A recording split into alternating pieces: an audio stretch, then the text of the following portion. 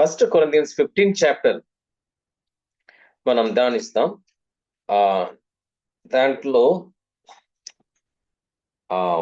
1 నుండి 10 వరకు ఎవరైనా చదవండి. ఫస్ట్ కొరింథియన్స్ 15 చాప్టర్ 1 నుండి 10 వరకు. మరియు సహోదరులారా, నేను మీకు ప్రకటించే సువార్తను మీకు తెలియపరుచున్నాను. మీరు దానిని అంగీకరించితిరి, దాని యందే నిలిచి ఉన్నారు. మీ విశ్వాసం వ్యర్థమైతేనే గాని నేను ఏ ఉపదేశము రూపముగా సువార్త మీకు ప్రకటించితినో ఆ ఉపదేశంను మీరు గట్టిగా పట్టుకొని ఉన్న ఎడల ఆ సువార్త వలననే మీరు రక్షణ పొందువారై ఉందురు. నాకు ఇయ్యబడిన ఉపదేశమును మొదట మీకు అప్పగించి తిని, అదేమనగా లేఖనముల ప్రకారము క్రీస్తు మన పాపల నిమిత్తము మృతి పొందెను, సమాధి చేయబడెను, లేఖనముల ప్రకారం 3వ దినమున లేపబడెను. ఆయన కెఫాకును తరువాత 12 కనబడెను. అటు పిమ్మట 500కు ఎక్కువైన సహోదరులకు ఒక్క సమయం మందే కనబడెను. వీరిలో అనేకులు ఇప్పటి వరకు నిలిచి ఉన్నారు, కొందరు నిద్రించిరి. తరువాత ఆయన యాకోబుకును అటు తర్వాత అపోస్తులకు అందరికీ కనబడెను. అందరికీ కడపట ఆ కాలమందు పుట్టినట్టున్న నాకును కనబడెను. ఏలయనగా నేను అపోస్తులందరిలో తక్కువ వాడను. దేవుని సంఘమును హింసించినందున అపోస్తులకు యోగ్యుడను కాను. అయినను నేనేమై ఉన్నానో అది దేవుని కృప వలనే అయి ఉన్నాను. మరియు నాకు అనుగ్రహింపబడిన ఆయన కృప నిష్ఫలము కాలేదు గాని వారందరికంటే నేను ఎక్కువగా ప్రయాసపడినది నేను కాను, నాకు తోడై ఉన్న దేవుని కృపయే. నేనైనానేమి వారైనానేమి అలాగనే మేము ప్రకటించున్నాము, అలాగనే మీరును విశ్వసించితిరి. ఓకే, 10 వరకు చదివాడు. చాలా సంతోషం, థ్యాంక్ యూ. చాలా తేటగా చదివారు మీరు. ఇప్పుడు చదివినప్పుడే మీకు ఇప్పుడు కొన్ని తెలిసిపోయి ఉండొచ్చు దేని గురించి పౌలు రాస్తున్నారు అని. ఎవరైనా అన్మ్యూట్ చేసి పౌలు దేని గురించి దీంట్లో రాస్తున్నారు అని చెప్పగలరా? జస్ట్ సింపుల్ గా చెప్పండి. ఎవరైనా దేని గురించి, ఏ సబ్జెక్ట్ గురించి? దేవుడి కొరకు ఎక్కువ తన శ్రమ పడింది. ఓకే, చాలా సంతోషం. అదే ఒకటి. ఓకే, వేరే వాళ్ళు ఎవరైనా మీకు దేని గురించి మాట్లాడుతున్నారని మీకు వేరే ఒక ఐడియా వస్తుందా? చెప్పండి ఎవరైనా. వేరే వాళ్ళు మీరు చెప్పిన పాయింట్ కూడా కరెక్టే. ఇంకా వేరే ఆన్సర్స్ ఏమి ఉన్నాయి కొంచెం చూద్దాం. దేని గురించి మాట్లాడుతున్నారు? మీరందరూ చెప్పిన ఆ ఆన్సర్ నుండి అన్ని కలిపి చూసేటప్పుడు యాక్చువల్గా ఈ 10 వాక్యములు ఏమి మాట్లాడుతున్నారని క్లియర్గా అర్థమవుతుంది. ఆ మెయిన్ పాయింట్ దేని గురించి చెప్తున్నారంటే సువార్త. ఒక సిస్టర్ చెప్పారు సువార్త అని, చాలా సంతోషం. సువార్త కానీ సువార్త అంటే ఏమండి? సువార్త అంటే ఏమి? ఓకే, చాలా సంతోషం. మనమందరం సువార్తం అంటే యేసు క్రీస్తు గురించి మంచి వార్త. Okay, good news. సువార్త అంటే గుడ్ న్యూస్. Okay, gospel. కానీ ఆ రోజులో సువార్త గుడ్ న్యూస్ అంటే ఆ గాస్పల్, ఆ వాక్యముకి అర్థం అంటే జస్ట్ ఎనీ గుడ్ న్యూస్, ఏమి గుడ్ న్యూస్ ఉండొచ్చు. ఒక మంచి కార్యం జరిగింది మీ ఇంట్లో, అది గుడ్ న్యూస్. ఒక శిశు పుట్టాడు, ఓకే, గుడ్ న్యూస్. మంచి జాబ్ జరిగింది, okay, good news.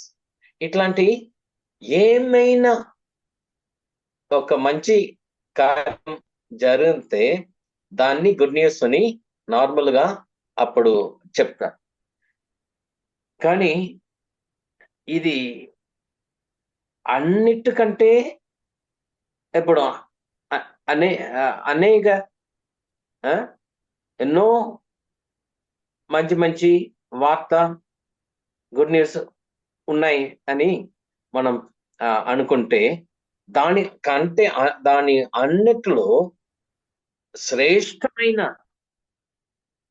Good news అంటే దాన్ని ఎట్లా చెప్తాం, బెస్ట్ న్యూస్ అని చెప్తాం కదా కదా ఆ బెస్ట్ న్యూసే ఇది, ఈ సువార్త అని ఆ అర్థంలో ఇక్కడ వాడబడి ఉంది. బెస్ట్ న్యూస్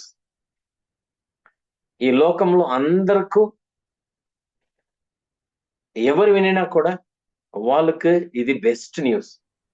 ఎన్నో ఎన్నో గుడ్ న్యూస్ ఉండొచ్చు వాళ్ళకు, మంచి వార్త ఏమోమో వాళ్ళ యొక్క జీవితంలో ఎవరైనా చెప్పి ఉండొచ్చు. కానీ దాని అన్నిటికంటే బెస్ట్ న్యూస్ అండ్ అదే ఈ సువార్త. నిన్న ఏమి జరిగింది అందరికి తెలిసింది ఈ లోకంలో. ఎవరైనా తెలుస్తుందా? ఈ లోకము ఇంపార్టెంట్, చాలా ప్రాముఖ్యమైన ఒక ఇన్సిడెంట్ జరిగింది. అది అమెరికాకు సంబంధించింది. ఎవరైనా చెప్పగలరా? Okay, president of Venezuela. Okay, Venezuela president ని, లీడర్ ని అరెస్ట్ చేసి, ఎట్లా అరెస్ట్ చేశారంటే పెద్ద ఒక ఆపరేషన్ ద్వారా వాళ్ళు యొక్క వాళ్ళ యొక్క ఆ కంట్రీకి వెళ్ళి, ఆ దేశముకు వెళ్ళి ఎవరికి తెలియకుండా చాలా సీక్రెట్ గా తన యొక్క కాంపౌండ్కి వెళ్ళి అక్కడ అతన్ని అరెస్ట్ చేసి వచ్చారు. పెద్దగా న్యూస్ అది. ఓకే, అంటే అది కూడా వాళ్ళకి, ట్రంప్ కు, అమెరికాకు గుడ్ న్యూస్. ఎందుకంటే ఆ ప్రెసిడెంట్, వెనిజువలా లీడర్ ఈ డ్రగ్ ట్రాఫికింగ్ కి తన బాగా బాలిస్తుగా ఉంటున్నాడు. దాంట్లో ఒక మెయిన్ కాన్విక్ట్, మెయిన్ పర్సన్ తను. డ్రగ్ అన్ని అక్కడ యుఎస్ కి, అమెరికాకు పంపిస్తున్నారు. వాళ్ళని పాడు చేయడానికి, మనుషులందరినీ పాడు చేయడానికి. అది పెద్ద ఒక యుద్ధం లాగా. ఇప్పుడు ఎన్నో యుద్ధం ఉన్నాయి, కెమికల్స్ వెపన్స్ ఉన్నాయి, మరి న్యూక్లియర్ వెపన్ ఉన్నాయి, మరి ఏమేమో ఉన్నాయి, న్యూక్లియర్ బాంబ్స్ అది ఉన్నాయి. ఇది కూడా ఒకరి జీవితమని, ఒక దేశమని నాశనం చేయడానికి వాళ్ళకు డ్రగ్స్ ఇంట్రడ్యూస్ చేస్తే, మద్యం, యవనస్తులు మెయిన్. Thank you sister. యవనస్తులు కదా ఒక దేశం యొక్క ఒక శక్తి. ఆ యవనస్తుని పాడు చేయడానికి ఈ డ్రగ్ అని ఏం చెప్తారు? మద్యమా, మద్దు ఏమో, డ్రగ్స్ ని ఇంట్రడ్యూస్ చేసి వాళ్ళని అక్కడ పాడు చేయడానికి, జీవితం నాశనం చేస్తే అది కంట్రీ మొత్తం, దేశం మొత్తం నాశనం అవుతుంది. అందువలన ఇది పెద్ద యుద్ధం అని అట్లా భావించి అట్లా దాన్ని తలుసుకొని ఆ కంట్రీ, వెనిజువలా కంట్రీ యొక్క లీడర్ ని అరెస్ట్ చేశారు. ఓకే, ఇది ఒక మంచి వార్త అని చెప్పవచ్చు. ఓకే, వాళ్ళకి. కానీ ఇట్లాంటి ఎన్నో మంచి వార్త మనం జీవితంలో, సొంత జీవితం మాత్రం కాదు, ఒక ఫ్యామిలీలో, ఒక దేశంలో, ఒక లోకములో, అన్నిటిలో ఎన్నో మంచి వార్త, సమాచారం మనకు దొరికేటప్పుడు దానికి అన్నిటికంటే శ్రేష్టమైన మంచి వార్త, బెస్ట్ న్యూస్, అదేమంటే ఈ సువార్త. సరే, ఆ సువార్త అంటే ఏమండి? సరిగా యాక్చువల్ గా సువార్త అంటే ఏమి? దాన్ని గురించి ఇక్కడ చెప్తున్నారు. యాక్చువల్ గా సువార్త, మేము సువార్త ప్రకటిస్తున్నాము, సువార్త చెప్తున్నాము అని మనం చెప్తున్నాము కదా, అది ఏమి? యాక్చువల్ గా ఏమి? ఎవరైనా చెప్పాలా? చెప్పండి. దేవుని శక్తి. Very good, very good. మీరు చెప్పినది చాలా సరి అయినది. అది ఏమంటే ఎఫెక్ట్. దేవుడి యొక్క స్వార్థ యొక్క ఇఫెక్ట్ ని మీరు చెప్తున్నారు. దేవుడి యొక్క శక్తి. కానీ స్వార్థ ఇట్ సెల్ఫ్, స్వార్థ అంటే ఏమి? బెస్ట్ న్యూస్ అంటే ఏమి? ఈ సువార్త అని ఇక్కడ పౌలు మాట్లాడుతున్నారే, అది ఏమండి? Thank you. 3లో ఒక్క భాగం మాత్రం చెప్తున్నారు. 3 స్వార్థని 3 భాగంగా మనం డివైడ్ చేయవచ్చు. మన కోసరం మృతు పొందారు ఒకటి భాగం. సెకండ్ సమాధి చేయబడాడు. పునరుద్ధానం. ఇది 3 లేకుండా ఆ సువార్త లేదు. మన కోసరం మరణించారు, మరి మరణించిన తర్వాత సమాధి చేయబడి 3 రోజు సమాధిలో ఉన్నారు. అది కూడా ఇంపార్టెంట్. దాని తర్వాత 3వ రోజు మరలా పునరుద్ధానం అయ్యాడు, మరలా తిరిగి లేచారు. ఇదే సువార్త. దీని గురించే చెప్తున్నా. ఈ 10 వాక్యములు దీని గురించి, సువార్త అంటే ఏమి, దాన్ని వాళ్ళు ఎట్లా యాక్సెప్ట్ చేశారు, తీసుకున్నారు, దాన్ని ఎట్లా నమ్మిన వలన వాళ్ళకి ఏమి జరిగింది అని అదే చెప్తున్నా. చూడండి, ఈ ఫస్ట్ ఆఫ్ ఆల్ ఈ మొట్టమొదటిగా ఈ సువార్త నిజమైన సువార్తనా, ఇది మరి ఏమో కథ లాగా ఉందా అని దానికి కూడా క్లియర్ గా పౌలు చెప్తున్నారు. నేను చదవండి, ఫస్ట్ వాక్యం చదవండి. ఫస్ట్ వాక్యం. మరియు సహోదరులారా, నేను మీకు ప్రకటించే సువార్తను మీకు తెలియపరుచున్నాను, మీరు దానిని అంగీకరించితిరి. దాని యందే నిలిచి ఉన్నారు. ఓకే. మీ విశ్వాసము వ్యర్థమైతేనే గాని నేను ఏ ఉపదేశ రూపముగా సువార్త మీకు ప్రకటించితినో ఆ ఉపదేశమును మీరు గట్టిగా పట్టుకొని ఉన్న ఎడల ఆ సువార్త వలనే మీరు రక్షణ పొందువారై ఉండు. చూసారా? దాన్ని ఎట్లా పట్టుకోవాలి? గట్టిగా పట్టుకోవాలి. మీరు అది రీసెర్చ్ చేశారు, మీరు ఒప్పుకున్నారు, అంగీకరించారు. కానీ నేను చెప్పిన ఆ సువార్తను మీరు గట్టిగా పట్టుకొని ఉండాలి. లేకపోతే మీ యొక్క దాన్ని నమ్మినది వేస్ట్ అయిపోతుంది. గట్టిగా పట్టుకోండి అని చెప్తున్నారు. ఇది ఒక వార్నింగ్ అండి. ఎందుకు ఇట్లా చెప్పవలసింది? పౌలు ఈ కొరింథీలో ఉన్నటువంటి ఆ సంఘముకి రాస్తున్నారు, మీరు నేను స్వార్థ మీకు చెప్పాను, దాన్ని మీరు పట్టుకున్నారు, నమ్మినారు, కానీ దానిలో మీరు గట్టిగా పట్టుకొని నిలవరంగా ఉండాలి దాంట్లో, లేకపోతే అది వేస్ట్ అయిపోతుంది అని ఒక వార్నింగ్ ఇస్తున్నారంటే ఇది ఏమో దాంట్లో ఉంది.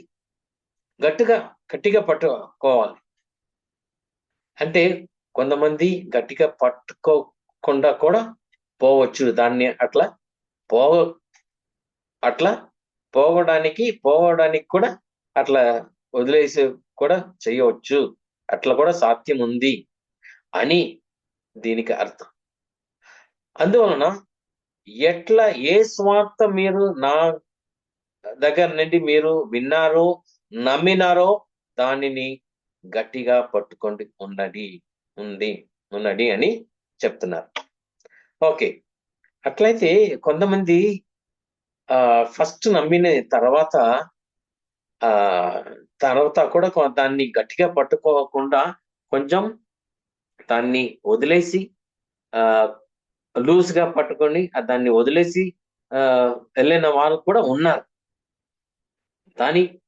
అందువలనే పౌలు ఇట్లా వార్నింగ్ ఇస్తున్నారు, గట్టిగా పట్టుకోండి, నేను చెప్పిన మీకు ఇచ్చిన ఆ సువార్త అది మామూలు కాదు.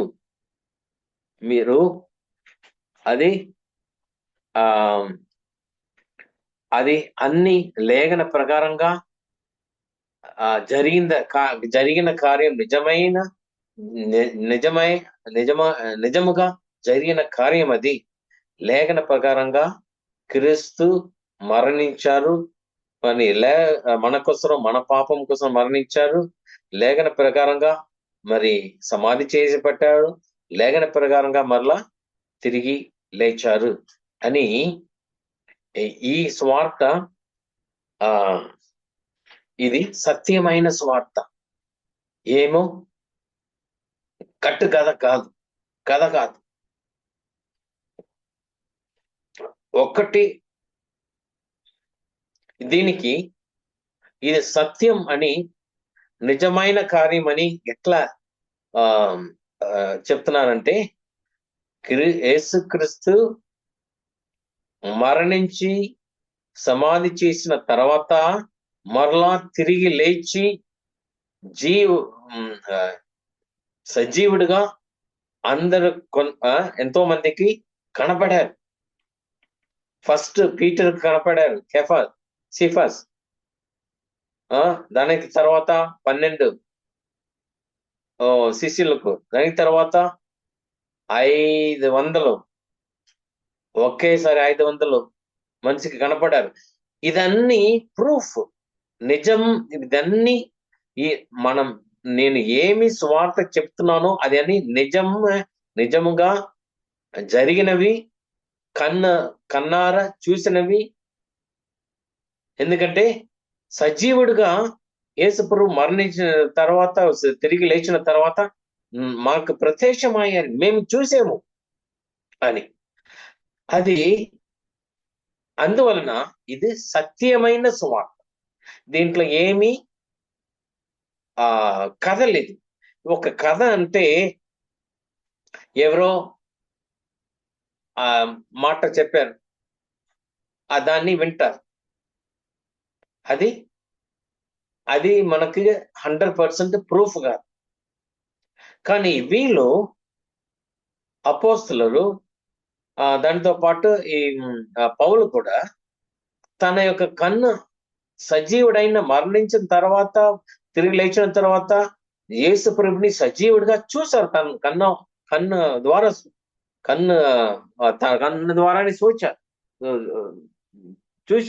చూశారు. అందువలన ఇది సత్యం, నిజం అని క్లియర్ గా చెప్తున్నారు. అంత ఎక్స్ప్లెయిన్ చేస్తున్నారు. చూడండి, ఇది నేను మాత్రం కాదు, యేసు ప్రభు మరణించిన తిరిగి లేచిన తర్వాత ఇంత మందికి కనపడారు, వాళ్ళతో ఉన్నారు, వాళ్ళతో మాట్లాడారు, వాళ్ళతో భోజనం చేశారు. లాస్ట్ ఎంతో ఒక్కరిద్దరు అంటే ఏమో వీళ్ళు అబద్ధం చెప్తున్నారు అని మనం చెప్పవచ్చు. కానీ ఎంతమందికి ఫస్ట్ పీటర్ కి మరి ఇన్ఫాక్ట్ యాక్చువల్ గా అది దీంట్లో ఈ పోర్షన్ లో రాయలేదు, కానీ గాస్పుల్ రాయబడి ఉంది. మగ్దలేనా మరియాకి కూడా ఫస్ట్ అపియర్ అయ్యారు, అదన్నీ ఉంది. ఇక్కడ ఉన్నటువంటి పీటర్ అంటే సేఫా స్కాఫా మరి 12 మనుషులకు మరలా 500 500 వాళ్ళకి మరలా ఆ వాంట్ ఎప్పుడు ఇతను ఆ, ఈ ఈ పత్రిక రాశారో అప్పుడు కూడా పౌలు మాత్రం కాదు యేసుని ఇంకా 500 మనుషులు ఎవరెవరు యేసు ప్రభుని చూసారో వాళ్ళు కొంతమంది ఇంకా జీవిస్తా ఉంటున్నారు అప్పుడు ఈ రాసేటప్పుడు. అంటే మీరు వాళ్ళని కూడా మీరు అడగొచ్చు, మీరు వాళ్ళని కూడా అడగొచ్చు, పీటర్ని అడగొచ్చు. అట్లా ఎంత ఒక సత్యముగా రుజువు చేయడానికి అన్ని యేసుప్రభుని చూసేవారు జీవిస్తున్నారు వాళ్ళు. అంటే వాళ్ళ దగ్గర మీరు కూడా అడగొచ్చు, నేను చెప్పినది నిజమా అబద్ధమా అని మీరు చెక్ చేయొచ్చు. చూడండి, ఇట్లాంటి తేటమైన సత్యమైన ఒక స్వార్థ యేసుప్రభు మన కోసం మరణించారు, మనం పాపము కోసం మరణించారు. జస్ట్ మనం కోసం కాదు, మన యొక్క పాపము కోసం విమోచనం కోసం మరణించారు. అండ్ సమాధి చేసిబడి 3వ రోజు తిరిగి లేచి మేమందరూ చూసాము. ఓకే, దీన్నే మీకు నేను చెప్పాను, ఈ స్వార్థని మీకు చెప్పాను అని చెప్తాను. ఓకే, మరి ఇదన్నీ చెప్పిన తర్వాత దీంట్లో ఒక కార్యం మనం నేర్చుకోవాల్సింది. చూడండి, జేమ్స్ కూడా సెపరేట్ గా చెప్తున్నారు. After that he was 7th వాక్యంలో 7వ వాక్యంలో యాకోబుకు కూడా దర్శనమయ్యాడు. తర్వాత అపోస్తులకు దర్శనమయ్యాడు. యాకోబుకు దర్శనమయ్యాడని సెపరేట్ గా ఎందుకు చెప్తున్నారు తెలుసా? ఎందుకంటే యేసు ప్రభు యొక్క సొంత సహోదరుడు, అంటే హాఫ్ బ్రదర్ అని చెప్పొచ్చు. యేసు ప్రభు పుట్టిన తర్వాత మరియమ్మకి ఇంకా వేరే వాళ్ళు కూడా పుట్టారు. ఓకే, యేసు ప్రభు దేవుడు కుమారుడుగా పరిశుద్ధ ఆత్మ ద్వారా, ఆ పవర్ ద్వారా, ఓకే, కన్య గర్భం ద్వారా జస్ట్ అది అట్లా జనించారు. కానీ నార్మల్ గా తర్వాత మరి కొంతమంది పుట్టారు. దాంట్లో ఒక్క సహోదరుడు జేమ్స్, యాకోబు. అందువలన తనకు కూడా దర్శనం అయ్యాడు. అప్పటి వరకు ఈ జేమ్స్ వాళ్ళు నమ్మలేదు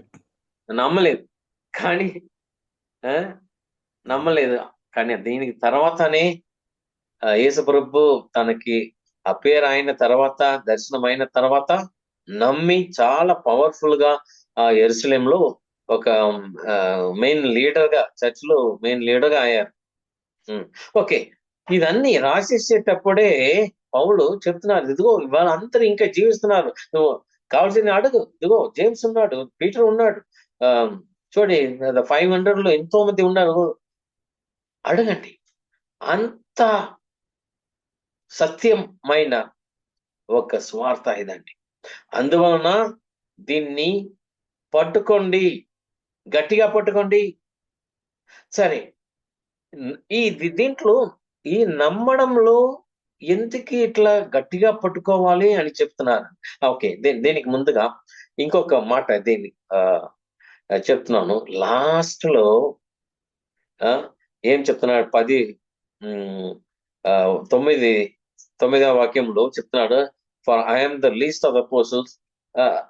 కాదు 8 లో ఏం చెప్తున్నాడు? చదవండి ఎవరైనా, అది మంచి ఒక వాక్యం చదవండి ఒకసారి. 8. అందరికి కడపట అకాలమందు పుట్టినట్టున్న నాకును కనబడేను.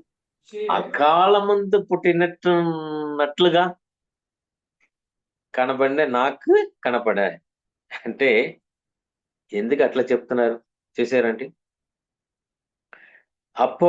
పౌలు అపోస్తలు అయిన ఆ పౌలు ఇట్లా ఎందుకు చెప్తున్నారంటే చా తనని అంతా తగ్గించుకుని తగ్గించుకుని ఆ ఇట్లా చెప్తున్నారు, అంతా తగ్గిస్తున్నారు. మీరు కొంతమంది మీరు ప్రార్థన చేసేటప్పుడు ఇట్లా ఈ మాట మీరు యూజ్ చేస్తారు కదా. ఏం చెప్తారు? ఒక మాట చెప్తారు. ఆ అట్లా మీరు ఎందుకు అట్లా చెప్తున్నారు? మిమ్మల్ని తగ్గించుకుని చెప్తున్నారు. చూడండి, దేవుడు అందరినీ ఒకే రీతిగా ప్రేమిస్తున్నారు. అందరినీ ఒకే రీతిగా ప్రేమిస్తున్నారు. కానీ మనం దాన్ని ఎట్లాగా తీసుకుంటున్నామో అది దాని గురించి యేసు ప్రభు యొక్క ప్రేమని, యేసు ప్రభు యొక్క కృపని మనం ఎట్లా ఆ తలస్తున్నామో అది మన యొక్క మాట ద్వారా మనకి ఆ అది అన్ని వచ్చేస్తుంది. దుర్భాగ్యుడు అయిన నన్ను కూడా మీరు ఇట్లాంటి కార్యం ఇచ్చారు, ఇది చేస్తారు, అట్లా మీరు చెప్తున్నారు. దానికి కారణం ఏమంటే మీరు మీరు అంతగా మిమ్మల్ని తగ్గిస్తే చెప్తున్నారు. నేను అరుగదా నాకు లేదు అని ఒప్పుకొని ఆ వాక్యమని ఆ మాటని మీరు వాడుకుంటున్నారు. అట్లనే పౌలు కూడా మీ చెప్తున్నారు, తను తగ్గించుకొని చెప్తున్నారు. దుర్భాగ్యుడైన నాకు కూడా లాస్ట్ లో నాకు కూడా దర్శనం అయ్యారు యేసు ప్రభు అని చెప్తున్నారు. అకాలంలో పుట్టిన నట్లుగా అట్లాంటి ఉన్నటువంటి నాకు కూడా యేసు ప్రభు దర్శనం అయ్యారు అని. ఓకే, నేను చూశాను అని. మీకు తెలుసు యేసు ప్రభుని తను చూసేటప్పుడు అంటే పునరుద్ధానం అయిన తర్వాత చూసేటప్పుడు అసలు తన యొక్క కన్ను ఏమైంది, ఇదైపోయింది. అంత ప్రకాశంగా ఉన్నారు. ఓకే, ఇది ఒకటి మనం తెలుసుకోవాలండి.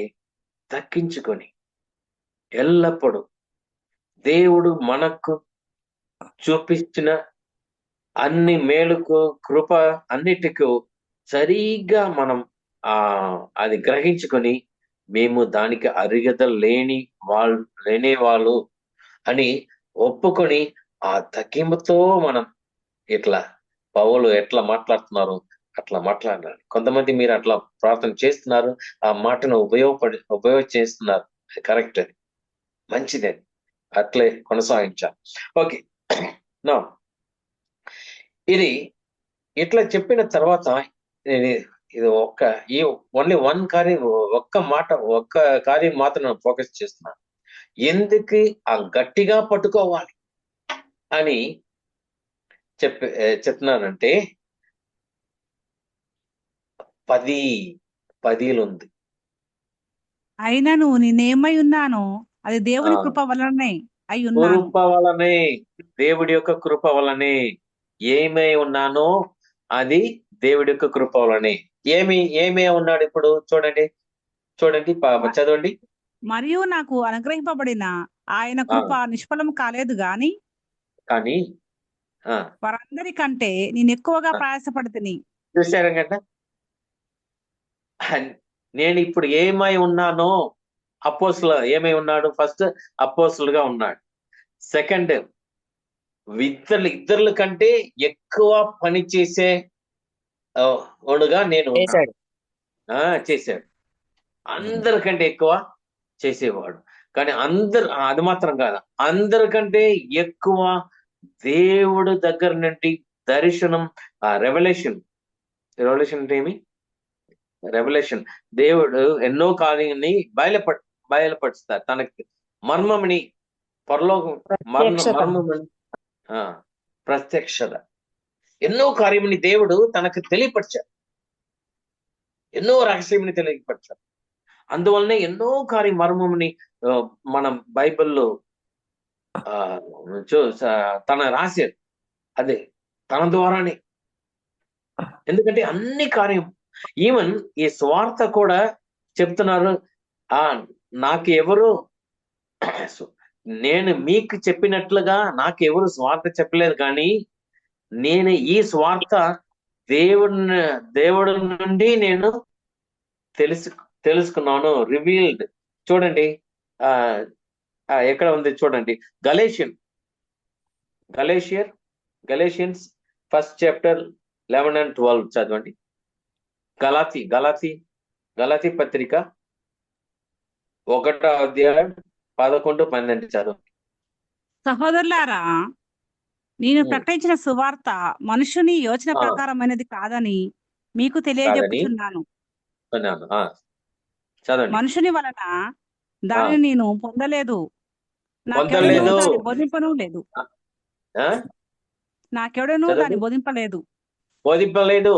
చదవండి. గాని యేసుక్రీస్తు కానీ బయలుపరచట వలనే ఆ అది నాకు లభించినది. చూసారా, యేసుక్రీస్తే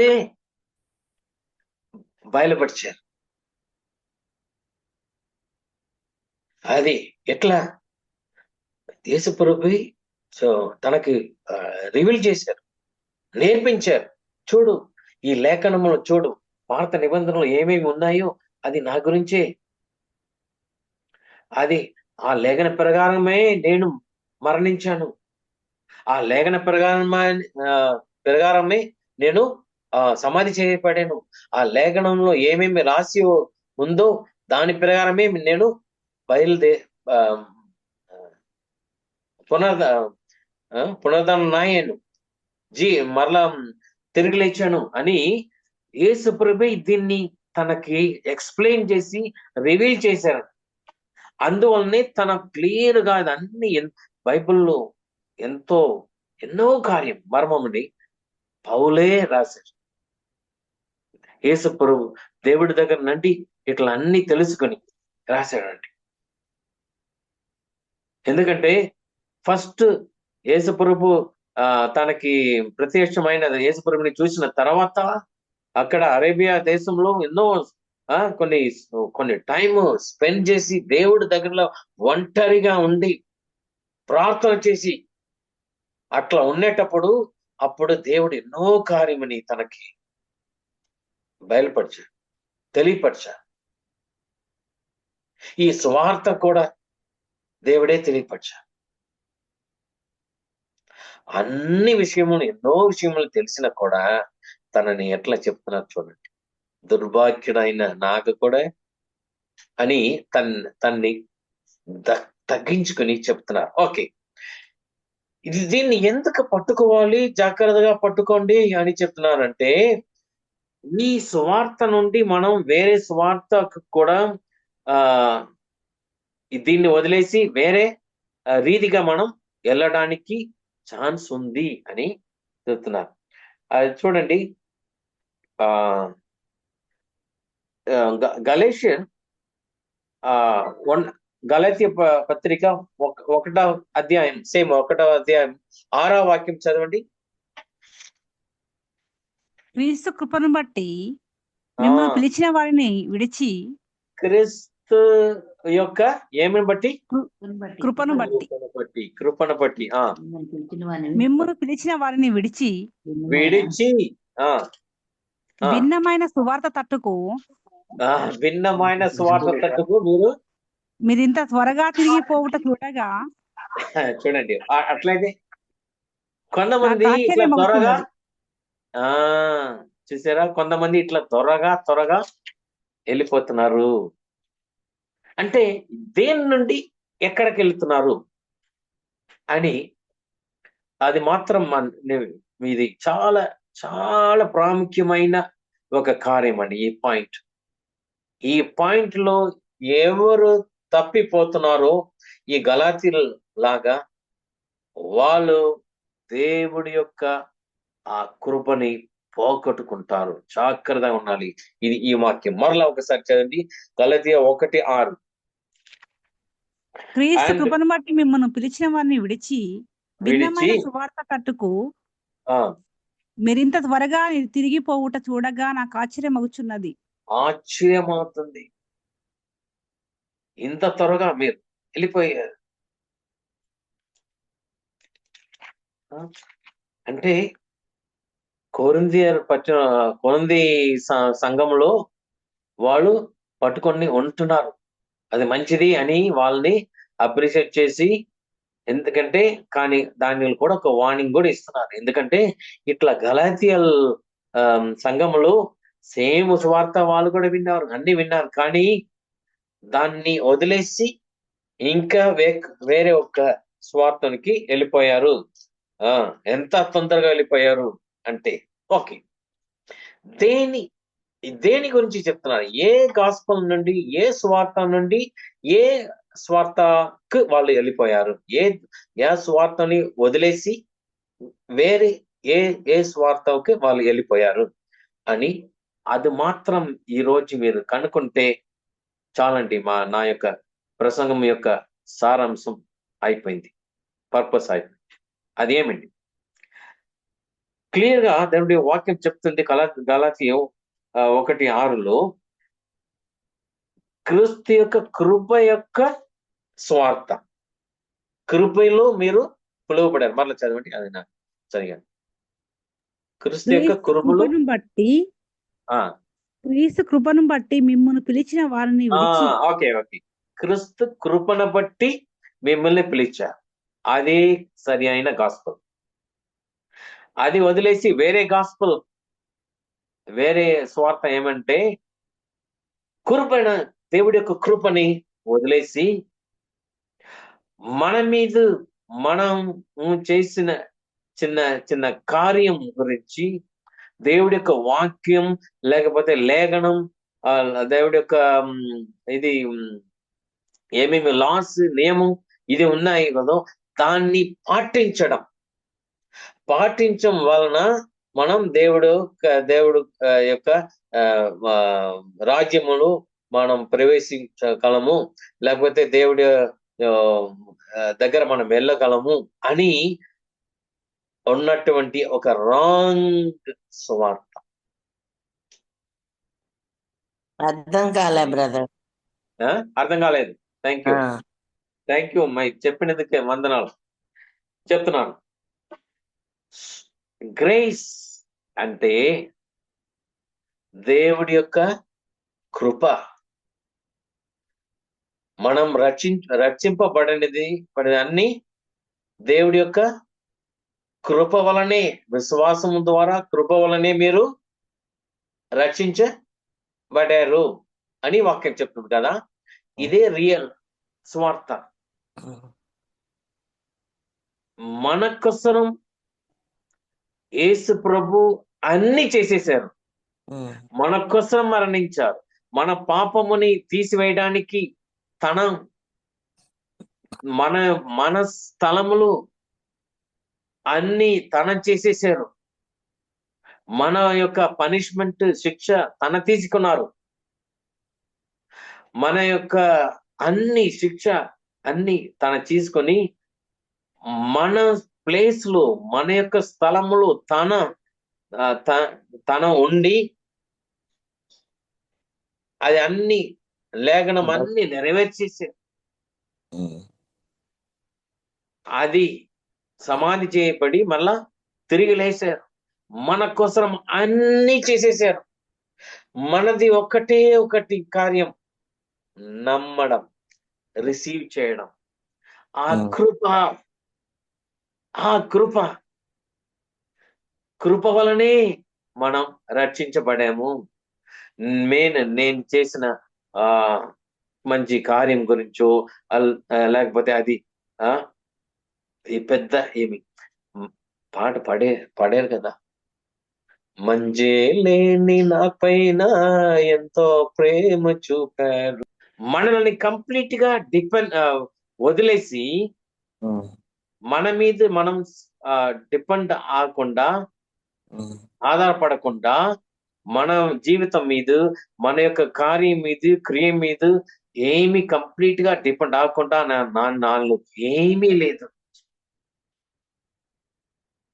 అని కేవలం మీ యొక్క కృప, నా ప్లేస్ లో, నా యొక్క స్థలంలో యేసు ప్రభు మీరే అన్ని చేసేసారు.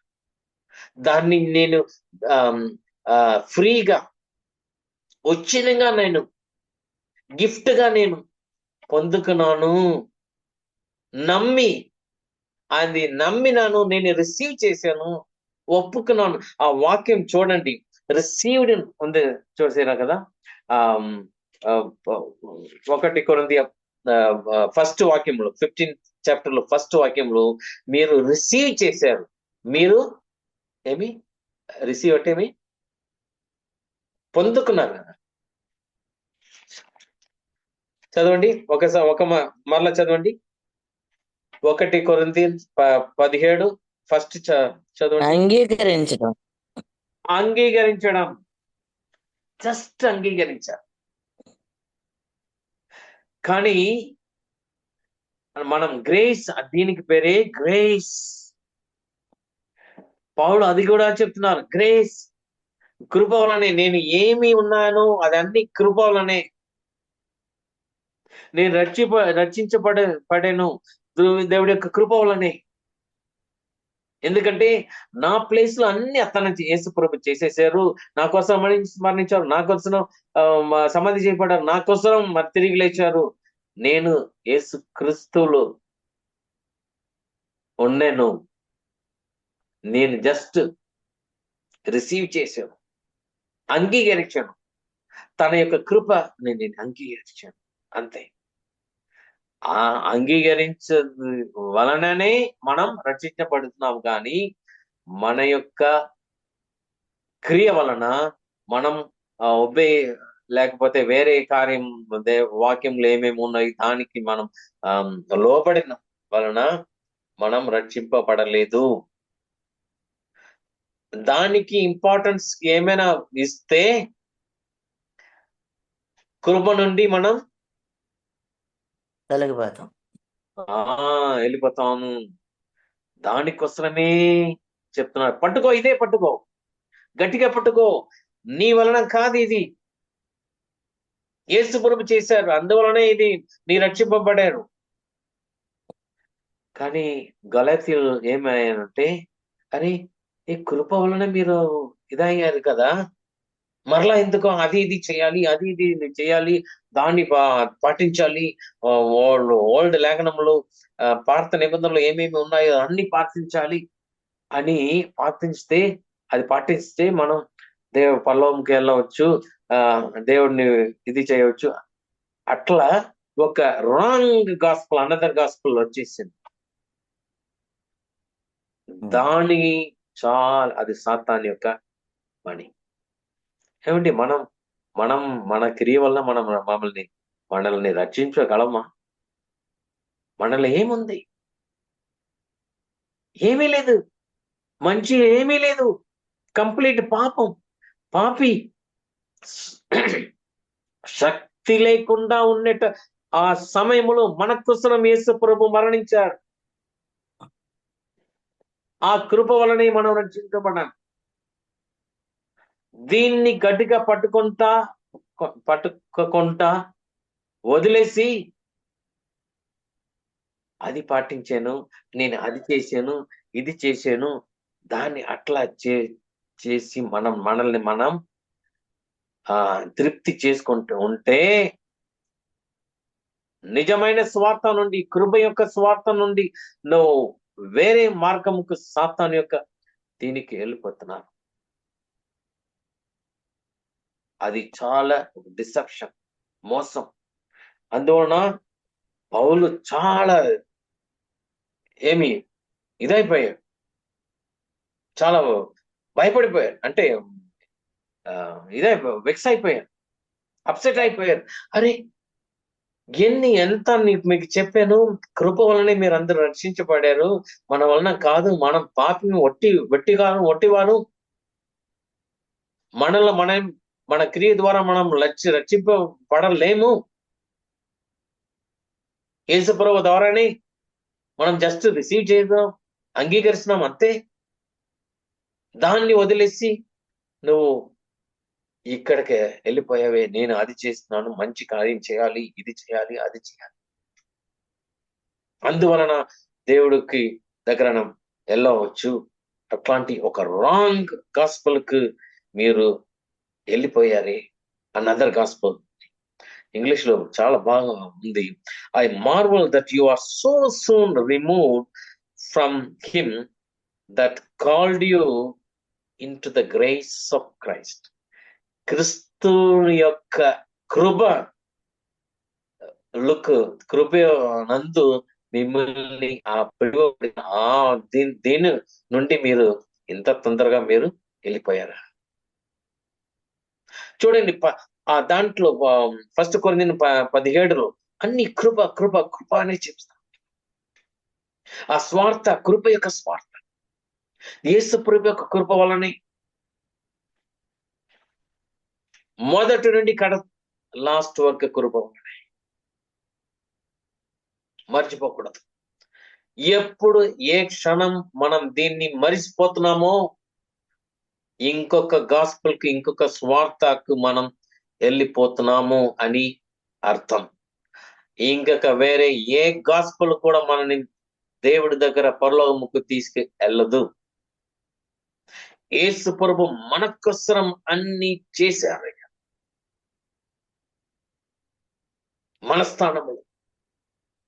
మన స్థానములో పనిష్మెంట్ తీసుకున్నారు, శిక్ష వహించారు. మన పాపముని తను తీసుకున్నారు, మనకోసం మరణించారు, మనకోసం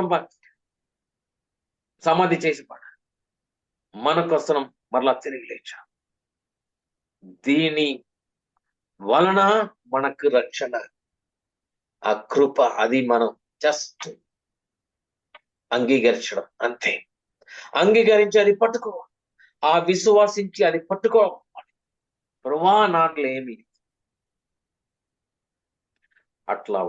అట్లా పట్టుకోకుండా ఉంటే ఏమవుతుందంటే మన యొక్క ఆ దీన స్వభావం నుండి మనం బయటకు వచ్చి కొంచెం మనకి ఏమి వచ్చేస్తుంది? గర్వం వచ్చేస్తుంది. మన క్రియ మీద ఎప్పుడు మనం ఏమైనా నేను ఇది చేశాను అని కొంచెమైనా అట్లాంటి మంచి కర్మ చేశాను, అందువలన దేవుడు అట్లాంటి ఏమైనా లైట్ గా వచ్చినా కూడా ఆ కృప నుండి మనం పోతున్నాం. అదే అయిపోయింది. సాతాను పట్టుకుంటాడు.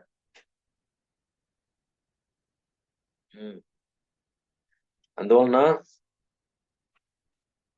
దాని గురించి పౌలు ఈ గలాతీయుల 1st చాప్టర్ లో చెప్తున్నారు.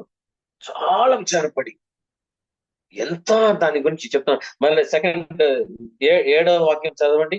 గలాతీయులు 1:7. అది మరి యొక్క సువార్త కాదు గాని క్రీస్తు సువార్తను చెరపగోరి మిమ్మును కలవరపరచు వారు కొందరున్నారు. చూసారా? ఇప్పుడు కూడా ఉన్నారండి.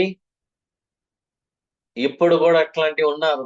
ఎవరెవరు తన కార్యం గురించి, ఎట్లాంటి ప్రీచర్ తన గురించి పెద్దగా చెప్పి, తను చేసిన కార్యంలో పెద్దగా చెప్పి యేసు యొక్క కృపని మర్చిపోతున్నారో వాళ్ళు ఇట్లాంటి వారు. జాగ్రత్తగా ఉండాలండి. నేనైనా సరే, మీరైనా సరే, లోకంలో ఎవరైనా సరే, దేవుడి యొక్క కృప వాళ్ళని జస్ట్ మన దగ్గర ఒక్కటి మంచి లేదు. కంప్లీట్.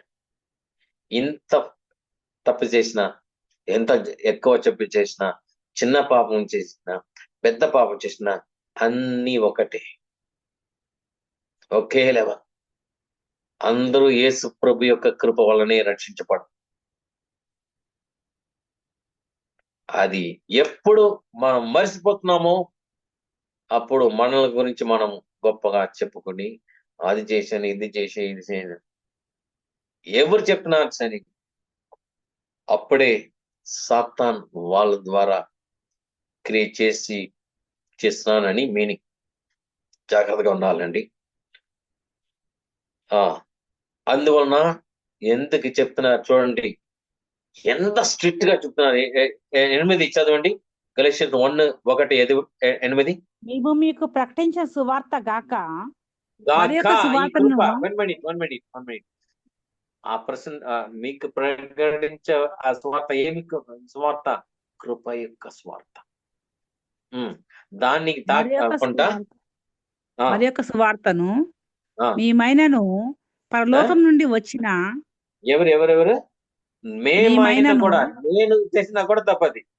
పరలోకం నుండి వచ్చిన ఒక ఆ, దూత అయినను మీకు దూతనాయన ప్రకటించిన ఎడల కూడా ఆ, ఆ, మీకు ప్రకటించిన ప్రకటించా ఎడల ఆ, ప్రకటించిన ఎడల అతడు శాపగ్రస్తుడవును గాక ఆగా శాపగ్రస్తుడవును గాక.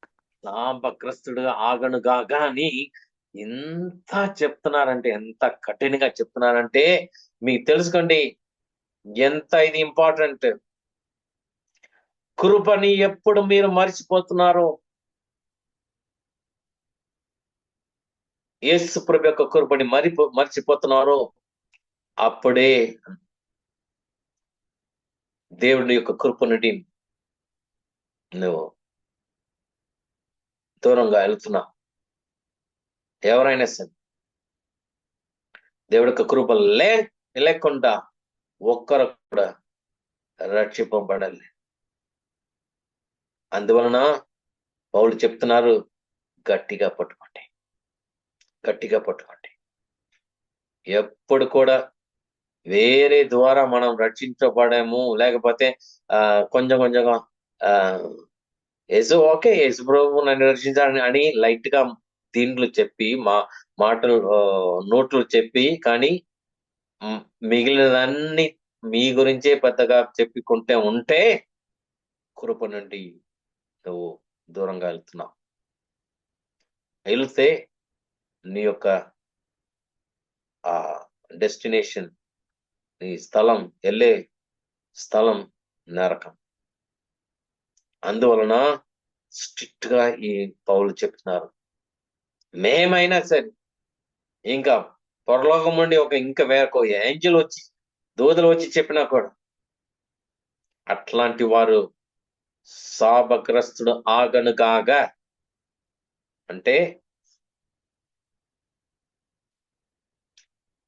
అట్లా వేరే స్వార్థాన్ని నమ్మిన, కృప యొక్క స్వార్థాన్ని వదిలేసి వేరే ఏమి స్వార్థాన్ని నమ్మినా వాళ్ళు నరకానికి వెళ్తారు. అందువలన వాళ్ళని అట్లాంటి ఎవరు కూడా నిజమైన స్వార్థ నుండి మిమ్మల్ని తీసుకెళ్ళకూడదు అని అంత మనసులో వేదనతో అంత కఠినంగా చెప్తున్నారు. గట్టిగా పట్టుకోండి, కృప కృప వలనే. ఎవరైనా ఒక పాట పాడతారా? ఆ కృప ఎన్నో ఉన్నాయి.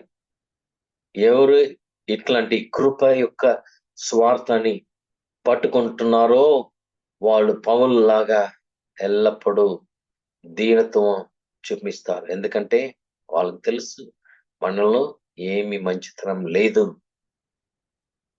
అని. వేరే ఈ గలతీయుకి కొంతమంది చెప్పి, అయ్యో నీ అది చెయ్యి, ఇది చెయ్యి, అది చెయ్యి, ఇది చెయ్యి అంటే నీవేమి చేయిస్తున్నావో దాని మీద ఆధారపడి దేవుడి దగ్గర నువ్వు వెళ్ళడం. సాతాను యొక్క స్వార్థ, సాతాను యొక్క వార్త, సువార్త అని చెప్పకూడదు. చూసారా, మన ఎఫర్ట్ ద్వారా అంటే మొదటి నుండే సాతాను యొక్క పని అదే అండి. మొదటి నుండి, ఆద్యం నుండి అదే పని.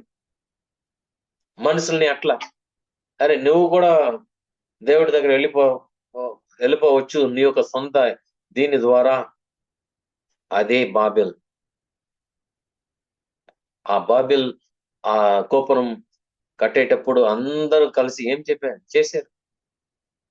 రండి మనమందరూ కలిసి మన యొక్క ప్రయాసం ద్వారా అది చేసి ఇది చేసి అంత మట్టుకు మనం దేవుడు ఒక ఆకాశం దగ్గర మనం అంత హైట్ కి మనం వెళ్ళిపోతాం అని చెప్పారు.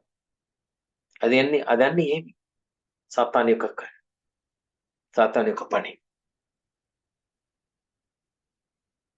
మనం యొక్క ఎఫర్ట్ ద్వారా, మన యొక్క క్రియ ద్వారా, మన ద్వారా అన్ని మనం చేయగలము, దేవుడు అక్కర్లేదు అని ఎవరెవరు చెప్పారో వాళ్ళని దేవుడు ఏం చేశారు? వాళ్ళ యొక్క ఎఫర్ట్ ని, వాళ్ళ యొక్క అన్ని ప్రయాసంని ఇదిగా చేసేసారు, కన్ఫ్యూజ్ చేసేసారు. అది దేవుడి యొక్క, సాతాను యొక్క పని. అది ఇట్లా మనుషుల్ని పెద్దగా చేసి దేవుడి యొక్క కృపని